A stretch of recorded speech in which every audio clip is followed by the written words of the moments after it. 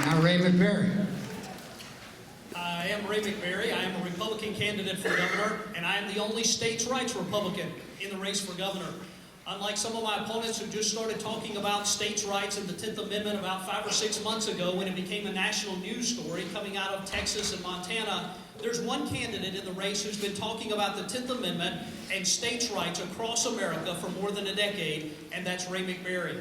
I've literally spent the last 10 years traveling across America talking about that subject, because whether you're talking about Obama health care, illegals voting in our own state elections here in Georgia, the water rights battle, the infringements upon your right to keep and bear arms, or any other of a myriad of issues, there is one final, peaceful, constitutional solution, and that is the 10th Amendment and states' rights.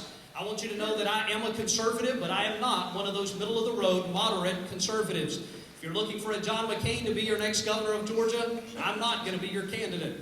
But if you're looking for a traditional conservative, a true constitutionalist, someone who believes that the biggest problem we have in Georgia is too much Washington and Atlanta, and too much of Atlanta in the rest of the state, running our lives, telling us how to live, and expecting us to foot the bill for the whole thing, Ray McBerry is going to be your candidate. I am the only one of the 7 Republicans in the race for governor who is a full-time businessman and a full-time daddy, who is not a career politician.